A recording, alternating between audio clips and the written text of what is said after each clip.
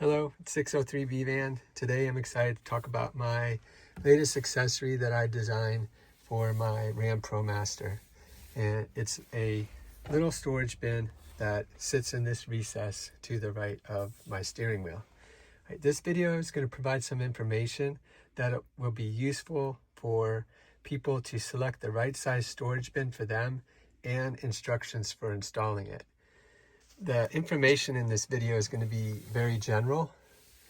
You may or may not see the exact storage bins that you see in these videos in my store because I continue to refine the bins based on input from the community. Regardless, the process for selecting a bin that's in my store and installing it will be the same as what I demonstrate here. Before I talk about those things, I'll provide an overview of my van and the bin I designed for it. I have a 2023 Winnebago Solus 59PX that's built on a 2022 Ram Promaster 3500 chassis.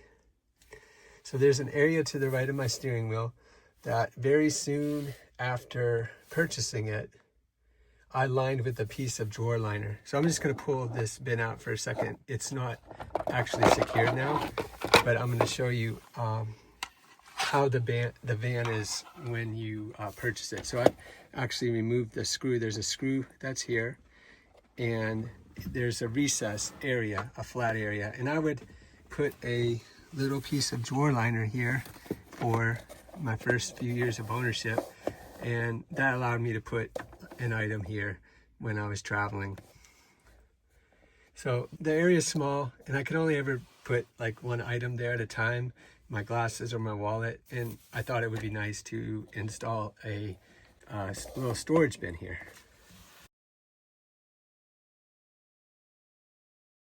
The 2022 and newer Promasters, like mine, differ from their predecessors.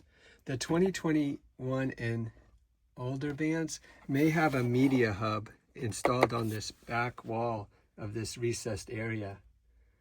So I'm creating versions of these bins that will still allow access to make connections to that media hub if you have a van like that.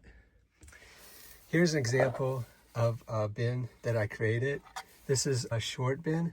This is for the 2022 and newer Ram Promasters. It does not have a cutout in the rear area because I do not have a media hub here.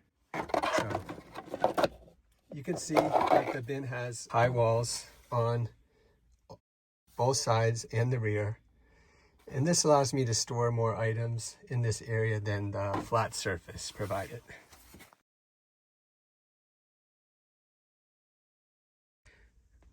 So I'm going to talk about how you decide what size bin you should get. So there is the shorter bin, which I designed to not protrude past this original trim location. It extends just a little bit past it, but this is going to be a bin that will accommodate the tallest drivers as well as the shortest drivers. If you need to move your seat up and your knee comes close to this area, then you're going to want to install the shorter bin. So here's that longer bin again. I'm just going to set it in there, and you can see that I'm a taller driver and I move my seat back and I have plenty of clearance here. So I'm just under 6 foot tall. So in order to select what bin that you're going to use, you need to have the shortest person who would drive needs to be the one that you pick the bin for. So for example, I'm all the way, I got my seat pushed back now, but if I move it forward, then my knee is going to hit that and it doesn't feel good. You need to make sure that you get the right size bin. This longer bin comes out, kind of not much past this trim here, and I kind of round it. And for me, when I'm driving, I do have plenty of room, but a shorter driver will not. So I'm going to show you some of the measurements that you need to take to determine which bin you should get.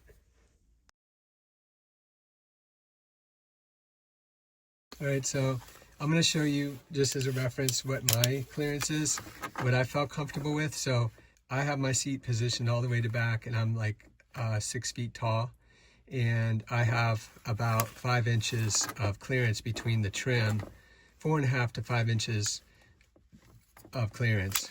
And you're going to want to kind of move your leg like with all the positions that you would possibly have it in to make sure it doesn't interfere. So that's what I have, so about 5 inches. And when I install the tray, let me just demonstrate how much clearance I have. So I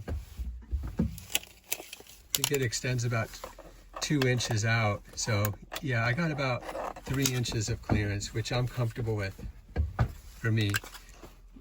Let me show you how for somebody that's shorter, we get the shorter bin, and you'd have basically all the clearance that is available. Without this, you would still retain it. It sticks out a little further, but if I move my seat up, you can see that it really doesn't interfere with my knee. So yeah, about the same point where your shin would hit this bottom trim panel is when you'd have trouble here with this. So this shorter bin, because it doesn't extend past this trim, is going to be fine for everybody.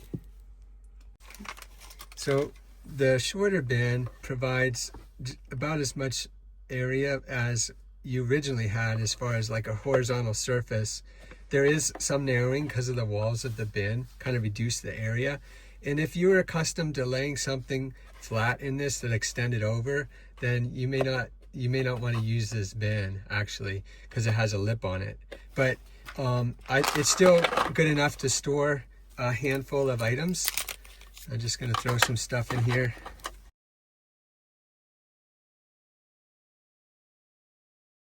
But I'll provide pictures of the bins, and you can hopefully from that you'll be able to decide, you know, what kind of things you could store in it. So at least I can put, you know, a handful of items in there, and ideally the same stuff you're accustomed to put there, you'll be able to put those things there and maybe a few more items.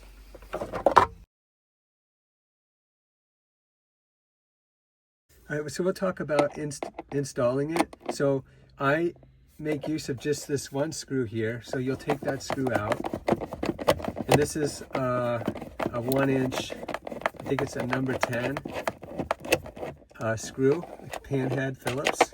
So you're going to take that out, and then you're going to want to look straight down in there and just kind of get familiar with this, because when you have the bin in place, you're not going to be able to see it. And so you can see how things can be misaligned. So I can see right now that when I'm going to install the bin, I need to make sure I push this forward so that the hole is aligned. And here's how that, I'll just pull this out so you can kind of see how the clip is and how it works. And because you're going to kind of do this blind, it's not a bad idea just to make sure that you can kind of just, before you actually install the bin, kind of just get a sense of, while you can see it, can I engage that screw, and what does it feel like when it's actually engaged in the hole properly. So I basically, my strategy is have everything lined up and then come straight down to the top and keep the screw perpendicular. You know, don't have it angled. Try to get it totally perpendicular, and you know, you give it a couple turns, and now I can feel it's engaged, so I can tell that that's in there. So we'll go ahead and now that we are familiar with it, we'll go ahead and install one of the bins. I'm going to go ahead and put this one in place. This is the larger bin, and you want to look down through that hole, and like I said, I need to see that trim. I'm pulling the trim back and forth. You see how it's moving? So here I have it pressed forward, and now if I move this, I can tell that that's aligned perfectly now. So I can see that that hole is aligned, and I'm just going to drop that screw straight down.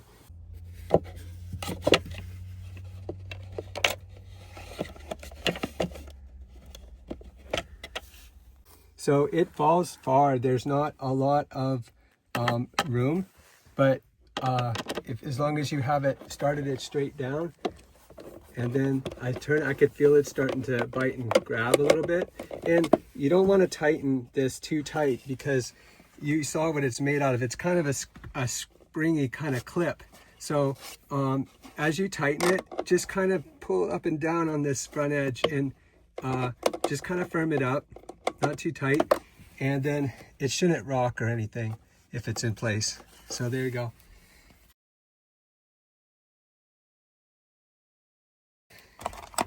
So you can start putting your items in there. And one of the things that I noted is that this is very slippery, right? So I'm going to provide a non-slip pad. So this has a textured surface, but it's still hard plastic. And when you put things in it, it's kind of noisy. So I'm going to provide a example. I picked white, so I liked it because I could see the contents better against the background. But so I can put my items in here now and do that. So a lot of this stuff's black. That's why I picked the white. And you can use that, whatever I provide, whatever color I have handy.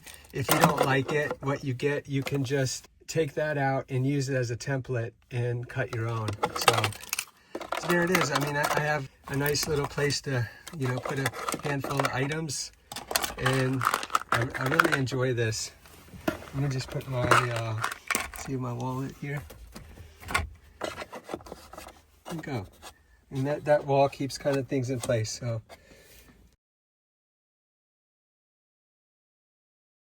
All right, so of course it's easy enough to do it when you're out of the seat. Move my seat all the way forward, and you can see how much room I have here. Break it so I could start swiveling it and just kind of scissor it. That's typically the way I move my seat, but I can do it anyway. Let me get in. And again, I can swivel it this way. Not a problem.